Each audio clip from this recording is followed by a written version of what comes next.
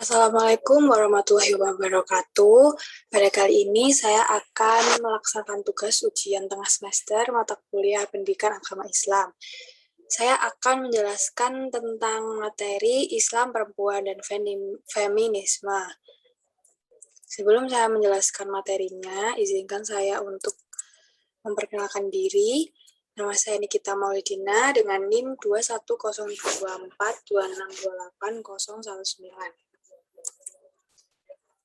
Pada bab Islam, Perempuan, dan Feminisme terdapat 5 materi. Materi pertama adalah nasib perempuan pra-Islam. Materi kedua, konsep Islam terhadap perempuan. Materi 3, sejarah dan ragam feminisme. Materi 4 adalah pandangan Islam terhadap feminisme, dan materi terakhir adalah kritik faktual terhadap feminisme. Pada materi pertama, nasib perempuan pra-Islam.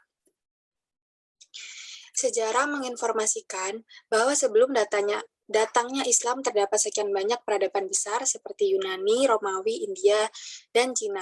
Dunia juga mengenal agama-agama seperti Yahudi, Nasrani, Buddha, Zoroaster, dan sebagainya. Masyarakat Yunani yang terkenal dengan pemikiran-pemikiran filsafatnya tidak banyak membicarakan perempuan. Di kalangan elit, para perempuan ditempatkan atau disekap dalam istana-istana. Di kalangan bawah, nasib mereka sangat menyedihkan. Mereka diperjualbelikan, sedangkan yang berumah tangga sepenuhnya berada di bawah kekuasaan suaminya. Mereka tidak memiliki hak sipil, bahkan hak waris pun tidak ada. Adapun dalam peradaban Romawi, wanita sepenuhnya berada di bawah kekuasaan ayahnya. Setelah kawin, kekuasaan tersebut pindah ke tangan sang suami. Kekuasaan ini mencakup kewenangan menjual, mengusir, menganiaya, dan membunuh. Keadaan tersebut berlangsung terus sampai abad ke-6 Masehi. Peradaban Hindu dan Cina tidak lebih baik dari peradaban Yunani dan Romawi. Hak hidup seorang perempuan yang bersuami harus berakhir pada saat kematian suaminya. Istri harus dibakar hidup-hidup pada saat mayat suaminya dibakar. Ini baru berakhir pada abad ke-17 Masehi. 2. Konsep Islam tentang perempuan. 1. Pemuliaan Islam terhadap perempuan. Pertama, kesamaan kedudukan perempuan dengan laki-laki. Kesamaan kedudukan perempuan dengan laki-laki antara lain dalam hal bahwa keduanya adalah manusia beserta segala potensinya. Kesamaan lain antara perempuan dan laki-laki adalah dalam hal menerima beban taklif atau melaksanakan hukum dan balasannya kelak di akhirat. Kedua, perbedaan perempuan dengan laki-laki. Dalam Quran Surat Al-Imran ayat 36, Allah menegaskan bahwa secara kodrat, laki-laki memang berbeda dari perempuan. Letak perbedaan ini sebagian besar menyangkut dua hal, yaitu perbedaan biologis dan perbedaan fungsional dalam kehidupan sosial. Perbedaan biologis ini tidak bisa diingkari karena bersifat alamiah, seperti dalam dunia binatang ada jantan, ada pula betina. Dalam hal aurat, Islam mewajibkan perempuan menutup seluruh tubuhnya kecuali wajah dan telapak tangannya. Sementara aurat laki-laki hanya pusar sampai lutut. Dalam kehidupan berkeluarga, karena laki-laki menafkahkan hartanya untuk istri dan keluarga, serta kelebihan-kelebihan lain yang Allah berikan kepada laki-laki, maka Islam memiliki laki-laki atau suami sebagai pemimpin keluarga.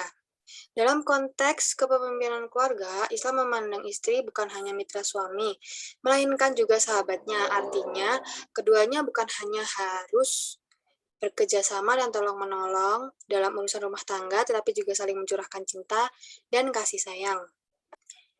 Yang ketiga adalah hak-hak perempuan.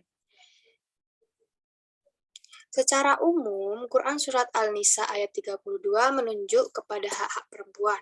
Tentang hal ini, Quraisy Shihab menyebutkan beberapa hak yang dimiliki oleh kaum perempuan menurut Islam, yakni hak politik, hak bekerja atau profesi, dan hak belajar. Sedangkan M. Utsman Al-Husid menambahkan hak sipil, hak berpendapat, dan hak pengajuan cerai. 2. Menyikapi ayat dan hadis misoginis. Tidak dapat dipungkiri bahwa di kalangan masyarakat Muslim beredar sejumlah hadis dan tafsir Al-Quran yang dipandang merendahkan dan meremehkan perempuan. Contoh penafsiran terhadap ayat-ayat Al-Quran yang merendahkan perempuan adalah tafsir terhadap Quran Surat Al-Nisa ayat 34, yaitu ayat ini ditafsirkan oleh banyak mufasir sebagai laki-laki harus memiliki kedudukan lebih tinggi daripada perempuan dalam segala bidang, dan perempuan dianggap tidak berhak untuk memimpin. Contoh lainnya adalah tafsir terhadap Quran Surat Al-Ahzab ayat 33. Ayat ini ditafsirkan dengan mengatakan bahwa agama Islam memerintahkan agar para perempuan tinggal di rumah mereka dan tidak keluar selain untuk urusan yang mendesak. Ada pula hadis-hadis yang dipandang merendahkan dan meremehkan perempuan. Menyikapi masalah ini diperlukan kajian yang komprehensif dan tidak memihak agar dapat memperoleh pemahaman yang benar terkait dengan hadis-hadis dan ayat-ayat Al-Quran tersebut. Materi ketiga adalah sejarah dan ragam feminisme. Sejarah singkat feminisme. Kata feminisme diperkenalkan pertama kali oleh aktivis sosialis utopis Charles Fourier pada tahun 1837 sebagai sebuah gerakan sosial dengan tujuan yang jelas. Feminisme mulai timbul pada abad ke-18 di Eropa, tepatnya di Prancis. Gerakan ini mulai berkembang sejak Prancis berubah menjadi republik. Di Amerika Serikat, perhatian terhadap hak kaum perempuan mulai mencuat. Gerakan ini pindah ke Amerika dan berkembang pesat di sana sejak publikasi karya John Stuart Mill, The Subjection of Women, pada tahun 1869. Dua ragam feminisme. Saya akan menjelaskan tentang feminisme liberal. Feminisme liberal adalah aliran feminisme yang menuntut agar perempuan diberikan kesempatan yang sama dengan laki-laki, karena perempuan mempunyai kemampuan yang sama dengan laki-laki, dan bahwa perempuan harus diberikan kebebasan untuk menentukan nasibnya.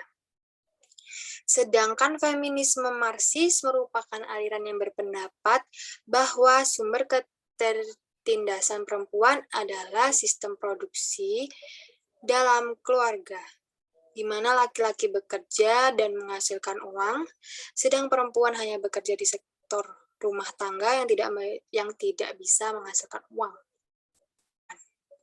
Adapun feminisme radikal adalah aliran feminisme yang berpandangan bahwa penindasan terhadap perempuan terjadi akibat fisik perempuan yang lemah di hadapan laki-laki, di mana perempuan harus mengalami haid, menopause, hamil, sakit saat haid, dan melahirkan, menyusui, mengasuh anak, dan sebagainya. Yang keempat adalah pandangan Islam terhadap feminisme. Allah SWT menciptakan laki-laki dan perempuan dengan kondisi fisik, biologis, dan psikologis yang berbeda. Perbedaan-perbedaan ini kemudian menimbulkan fungsi yang berbeda pada diri mereka masing-masing. Oleh karena itu, sangat bijaksana saat Allah SWT membedakan hak dan kewajiban mereka. Bahkan, Islam juga menyebutkan sejumlah perbedaan hak dan kewajiban di antara mereka yang malah saling melengkapi. Misalnya, hak istri adalah kewajiban suami, begitu juga sebaliknya. Semuanya telah diatur demikian karena laki-laki dan perempuan diciptakan berpasangan. Selain itu, Islam tidak memandang peran seorang sebagai penentu kualitas kehidupan seseorang. Tolak ukur kemuliaan adalah ketakwaan yang diukur secara kualitatif, yaitu sebaik apa, bukan sebanyak apa seseorang bertakwa kepada Allah SWT. Untuk materi terakhir, yaitu kritik faktual terhadap feminisme. Terlepas dari pro dan kontra, gerakan feminisme diakui telah banyak membawa perubahan positif pada kondisi perempuan. Namun, di balik kemajuan ini, muncul berbagai sisi negatif yang ditimbulkan. Contohnya adalah isu pemiskinan perempuan dan tingginya angka perceraian. Sekian presentasi dari saya. Bila ada salah kata, mohon maaf. Terima kasih dan wassalamualaikum warahmatullahi wabarakatuh.